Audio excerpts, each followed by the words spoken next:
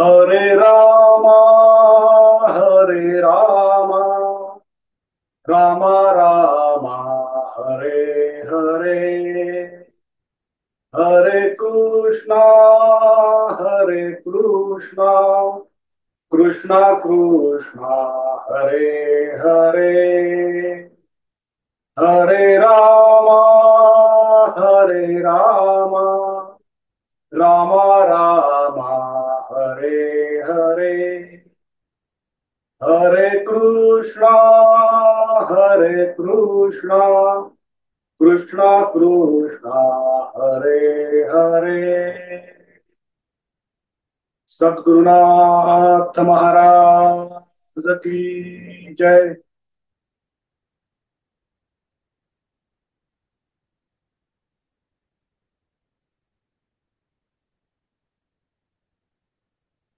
भगवत गीता आणि ज्ञानेश्वरीच्या आधारावर अध्यात्म यात्रेच्या ह्या यात्रेमध्ये सहभागी झालेल्या माझ्या सहप्रवासी साधक बंधू भगिनी आणि मातांनो, आपल्या हृदयात सदैव उपस्थित आणि उपलब्ध असलेल्या भगवंतास आणि गुरुतत्वास साष्टांग नमस्कार। आपण सर्वजण आत्मोन्नतीसाठी ही आनंदाची साधना करत करत एक एक टप्पा पुढे जात आहोत। भगवंताचा नित्य सहवास लाभून आपण ह्या अध्यात्म यात्रेचा शेवटचा टप्पा म्हणजे परमसत्याची ओळख हा गाठण्याचा प्रयत्न करत आहोत। ही अध्यात्म यात्रा आपण भगवंताच्या इच्छेने, गुरुच्या कृपेने आणि आई वडिलांच्या भक्कम आशीर्वादाच्या आधारानेच करत आहोत। या अध्यात्म यात्रेचा अतिपवित्र प्रामाणिक उद्देश म्हणजे आपला जीवनामध्ये 5 स्तरावर समसमान प्रगती व्हावी, आपण परिपूर्ण यशस्वी व्हावे, म्हणजे 5 स्तरावर आपली एक समान प्रगती व्हावी। शारीरिक स्तर, मानसिक स्तर, भावनिक स्तर, बौद्धिक स्तर आणि आध्यात्मिक स्तर या 5ही स्तरावर आपली उन्नती व्हावी। जीवन अंतर्बाह्य आनंदी, शांत, समाधानी, प्रेमळ, प्रसन्न व आपण शारीरिक दृष्ट्या सुद्धा निरोगी व्हावे, हाच या प्रवचन मालिकेचा, अध्यात्म यात्रेचा एकमेव प्रामाणिक आणि अतिपवित्र उद्देश आहे। ही अध्यात्म यात्रा करत असताना आपल्याला त्यासोबत गुरूंची कृपा प्राप्त करून घेण्याची योग्यता निर्माण व्हावी, हाही या अध्यात्म यात्रेचा आणि प्रवचन मालिकेचा उद्देश आहे। अध्यात्म यात्रेचा हा 5वा टप्पा, 5वा भाग म्हणजेच 5वे प्रवचन पुष्प आहे। मागील भागात आपण आध्यात्मिक लोक किती प्रकारचे असतात ह्याचे अध्ययन केले। त्यानंतर आपण गीतेचा मुख्य उद्देश कोणता, शिकवण कोणती आणि आध्यात्मिक जीवन जगण्याचे फायदे कोणते याचे अध्ययन केले। ह्या भागामध्ये आपण सुखदुःखाची नेमके कारणे कोणती आणि आपण काय केले पाहिजे म्हणजे आपल्याला आनंदाची अखंड अनुभूती येईल, आणि गीता आणि ज्ञानेश्वरी ह्या दोन्ही ग्रंथामध्ये पवित्र शक्ती कोणत्या आहेत याचे अध्ययन आपण आजच्या या भागात म्हणजेच या प्रवचन पुष्पात करणार आहोत। साधक बंधू भगिनी आणि मातांनो, जोपर्यंत आपल्याला भगवान श्रीकृष्ण आणि संत ज्ञानेश्वर यांची भूमिका, यांचे उद्देश आणि यांची शिकवण जी आजच्या काळासाठी किती आवश्यकता आहे हे समजणार नाही, तोपर्यंत आपण पुढील काही भाग ह्याच गोष्टींचा अभ्यास करणार आहोत। आणि त्यानंतर आपण गीतेचा आणि ज्ञानेश्वरीचे मूळ अध्यायाचे अध्ययन करणार आहोत। आणि ह्या अध्यायाच्या माध्यमातून भगवान श्रीकृष्णांना आणि संत ज्ञानेश्वरांना श्लोकातून, ओव्यामधून काय नेमके सांगायचे आहे, त्यांचा नेमका संदेश प्रत्येक अध्यायामध्ये काय असणार आहे, याचा अभ्यास आपण पुढील काही भागानंतर करणार आहोत. तोपर्यंत आपण त्यांची भूमिका, उद्देश, शिकवण आणि आजच्या काळासाठी आवश्यकता का आहे हे समजून घेण्याचा प्रामाणिक प्रयत्न करणार आहोत. या सृष्टीमध्ये जेवढे जीव आहेत, मग किडा, मुंगी, कीटक, पक्षी, इतर प्राणी आणि त्या प्राण्यांसोबत मानव हा देखील एक प्राणी आहे. ह्या सर्वांचे एकच ध्येय आहे. हे सर्वजण एकाच कारणासाठी धडपड करत आहेत आणि ती धडपड, ते ध्येय म्हणजे आनंदाची ओळख करून घेणे, आनंदाचा अनुभव घेणे आणि त्या अनुभवामध्ये सतत राहणे, हाच हा सर्वांचा एकमेव ध्येय आहे, एकमेव धडपड आहे. एक काळ असा होता ज्या काळामध्ये ह्या आनंदाची साधना, ह्या आनंदाचा अनुभव प्रत्येक घरामध्ये केला जायचा. ही साधना केली जायची आणि ही साधना मग मंदिरामध्ये, मठामध्ये, विविध प्रार्थना स्थळामध्ये सुद्धा व्हायची. पण आजच्या काळामध्ये आनंदाची साधना, आणि आनंद म्हणजे असा आनंद जो चिरंतन आहे, नेहमी टिकणारा आहे, तो कधीही न जाणारा नाही, असा आनंदाची साधना आजच्या काळामध्ये किती घरामध्ये होत आहे, हा मूलभूत प्रश्नाचे उत्तर जर विचारले तर त्या प्रश्नाच्या उत्तर नेमके सापडणार नाही. कारण आजच्या काळामध्ये मनुष्य फक्त शारीरिक गोष्टींना महत्व देऊन, सर्वच मनुष्य शारीरिक गोष्टींना, शारीरिक स्तरावरती लागणाऱ्या वस्तूंना महत्व देतात असे नाही. पण भगवान श्रीकृष्णच असे म्हणतात की पुढील येणाऱ्या काळामध्ये 75% लोक हे फक्त शारीरिक स्तरावरील वस्तूंच्याच मागे धावतील आणि फक्त 25% लोकच खऱ्या आनंदाला, खऱ्या आत्मानंदाला, आत्मसुखाची अनुभूती घेण्याच्या मागे धावतील. आणि तेच तर आपण आज पाहतो, 75% लोक हे शारीरिक स्तरावरतीच जीवन जगतायत आणि 25% लोक हे भगवान श्रीकृष्णांनी सांगितल्याप्रमाणे आत्मसुखाच्या मागे आहेत, आत्मानंदाच्या मागे आहेत. मग जे लोक फक्त शारीरिक स्तरावरती जगतात, त्यांना फक्त विषय सुखाचीच लालसा असते. विषय सुख कसे मिळतील, शरीराला, इंद्रियाला विविध वस्तू कशा मिळतील, ह्याच मागे ते धावतात. आणि त्यामुळे होतं असं की यांच्या जीवनामध्ये जास्तीत जास्त दुःखाची अनुभूती येते. कारण विषय सुख हे चिरंतन टिकणारा आनंद देऊ शकत नाहीत. विषय संपला, अनुभव संपला त्या विषयाचा की सुखही संपले.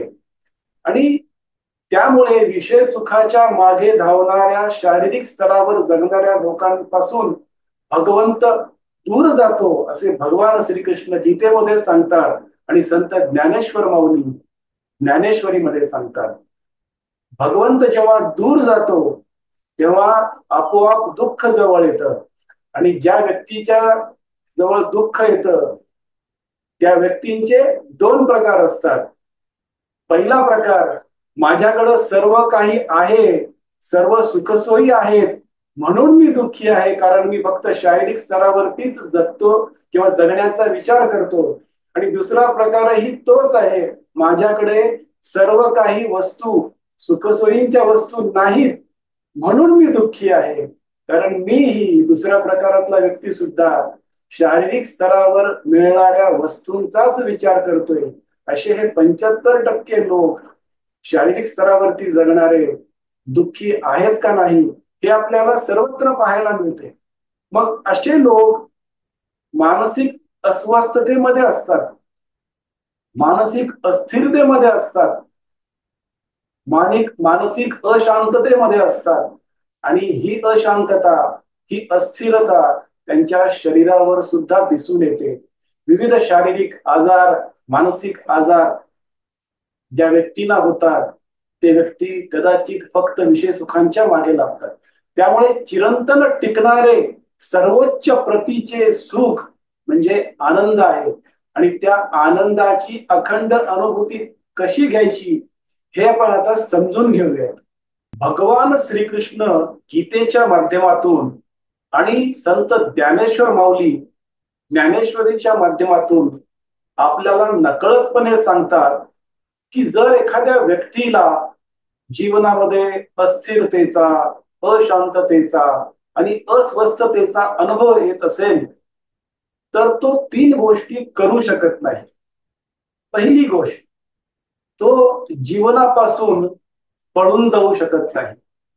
दुसरी गोष्ट, जीवनातील होणाऱ्या बदलांना तो टाळू शकत नाही. आणि तिसरी गोष्ट म्हणजे तो आलेली परिस्थिती बदलू शकत नाही, म्हणजे त्वरित बदलू शकत नाही. मग तो काय करू शकतो? असे गीता आणि ज्ञानेश्वरी मधून श्रीकृष्ण आणि संत ज्ञानेश्वर माऊली सांगतात की तो एक गोष्ट नक्की करू शकतो. आलेल्या परिस्थितीला योग्य तो प्रतिसाद देऊ शकतो. प्रतिक्रिया देणं बंद करून प्रतिसाद देण्याचा विचार आणि गीता आणि ज्ञानेश्वरीमध्ये दिलेले मार्गदर्शन, त्यातील सूचनांचे पालन करून योग्य ते आचरण करू शकतो. म्हणजे मनुष्य करू काय शकतो? तर योग्य विचार आणि योग्य आचार गीता आणि ज्ञानेश्वरीच्या माध्यमातून करून योग्य तो प्रतिसाद देऊ शकतो. आणि जो व्यक्ती योग्य प्रतिसाद देतो त्यासाठी गीता आणि ज्ञानेश्वरी ही जीवनाचे अमृत आहे असेच मानावे लागेल. कारण ज्या गोष्टी आपण टाळू शकत नाही, ज्या गोष्टीपासून आपण पळून जाऊ शकत नाही, बदलू शकत नाही, त्या गोष्टींना योग्य तो प्रतिसाद योग्य त्या विचार आणि आचाराच्या माध्यमातून मनुष्य नक्कीच करू शकतो आणि जीवनामध्ये आनंदाची अखंड अनुभूती घेण्याची सुरुवात करू शकतो. असे श्रीकृष्ण आणि माऊली नक्कीच आपल्याला उपदेश करतात. आपल्या घरामध्ये विविध वस्तू असतात, जसा टीव्ही, एअर कंडिशनर. ह्या टीव्ही आणि एअर कंडिशनरचा एक रिमोट कंट्रोल असतो. त्या रिमोट कंट्रोलच्या सहाय्याने आपण टीव्ही आणि एअर कंडिशनर कंट्रोल करत असतो. संत ज्ञानेश्वर माऊली आणि भगवान श्रीकृष्ण हेच म्हणतात की तुमच्या जीवनाचा रिमोट कंट्रोल तुमच्या हातात घ्यायला शिका. हा रिमोट कंट्रोल आपल्या हातामध्ये कसा येईल? तर स्थिरतेचा, शांततेचा आणि स्वस्थतेचा केंद्र शोधावा लागेल. हे केंद्र आहे कुठे? तर ह्या स्थिरतेचा, स्वस्थतेचा आणि शांततेचा केंद्रबिंदू आपल्यामध्येच आहे. ह्याच यंत्रामध्ये ते केंद्र आहे आणि ते केंद्र शोधण्यासाठी आपल्याला गीता आणि ज्ञानेश्वरी मदत करतात. ते मदत करतात, पण प्रयत्न आपल्यालाच करायचे आहेत. श्रीकृष्ण आणि संत ज्ञानेश्वर म्हणतात की खूप कठोर प्रयत्न करायची काही आवश्यकता नाही. रोज थोडा थोडा दैनंदिन जीवनामध्ये जर प्रयत्न केला तर ह्या स्थिरतेचा, स्वस्थतेचा आणि शांततेचा केंद्रबिंदू तुम्हाला सापडेल. आणि ते सापडल्यानंतर तुम्हीच तुमच्या जीवनाचे स्वामी व्हाल असे भगवान श्रीकृष्ण आणि संत ज्ञानेश्वर माऊली म्हणतात. तुम्ही जेव्हा तुमच्या जीवनाचे स्वामी होता तेव्हा तो रिमोट कंट्रोल तुमच्या हातामध्ये येतो. तो रिमोट कंट्रोल मग तुम्ही कुणालाही देत नाही. तुम्ही कुणीही काहीतरी केल्यामुळे दुःखी होणार नाही, कुणी काहीतरी केल्यामुळे राग येणार नाही, कुणी काहीतरी केल्यामुळे तुमच्या जीवनातला आनंद हिरावून तुम्ही देऊ देणार नाही. कारण तो रिमोट कंट्रोल तुमच्या हातामध्ये म्हणजे आपल्या हातामध्ये येईल असे भगवान श्रीकृष्ण आणि संत ज्ञानेश्वर माऊली गीता आणि ज्ञानेश्वरीच्या माध्यमातून आपल्याला हळूहळू टप्प्याटप्प्याने एकूण 18 अध्यायामध्ये शिकवणार आहेत.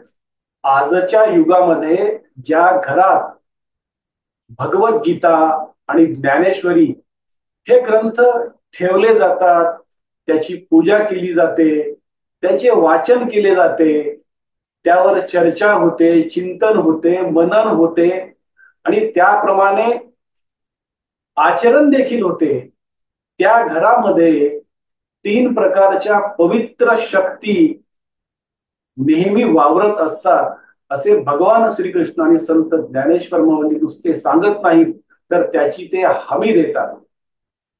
पहिली शक्ती म्हणजे त्या घरातून नकारात्मक गोष्टींचा पूर्णपणे ऱ्हास होतो, नष्ट होतात. नकारात्मकता त्या घराला शिवत देखील नाही, ही पहिली शक्ती. दुसरी शक्ती, ज्या घरातून नकारात्मकता जाते त्या घरामध्ये भगवंताचा नित्य सहवास होतो. आणि तिसरी शक्ती म्हणजे त्या घरामध्ये नेहमी आनंद, समाधान, शांतता याचा अनुभव येतो. म्हणजेच त्या घरामध्ये सकारात्मक शक्ती सतत वावरत असते आणि ती शक्ती भगवंताच्या रूपाने वावरत असते. ती शक्ती भगवान श्रीकृष्णांच्या रूपाने वावरत असते. ती शक्ती संत ज्ञानेश्वर माऊलींच्या आणि इतर सर्व संतांच्या आणि इतर सर्व भगवंताच्या रूपाने वावरत असते. ही पवित्र शक्ती गीता आणि ज्ञानेश्वरी घरात ठेवल्याने, मनन केल्याने, वाचन केल्याने, चिंतन केल्याने आणि त्याप्रमाणे थोडे थोडे आचरण केल्याने नक्कीच होते, ही हमी श्रीकृष्ण आणि संत ज्ञानेश्वर माऊली देतात.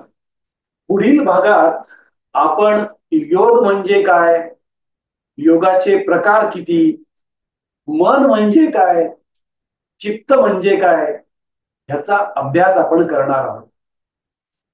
आजची वाणी सेवा तुम्ही सर्वांनी करण्याची मला संधी आणि सौभाग्य दिले, त्याबद्दल तुमचा सदैव ऋणी राहील आणि त्याबद्दल कृतज्ञता व्यक्त करतो.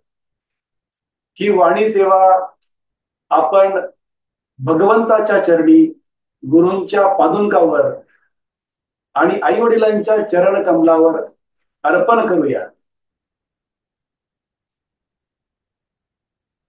हरे राम राम राम हरे हरे, हरे कृष्ण कृष्ण कृष्ण हरे हरे, हरे राम राम राम हरे हरे, हरे कृष्ण कृष्ण कृष्ण हरे हरे. सद्गुरुनाथ महाराज की जय.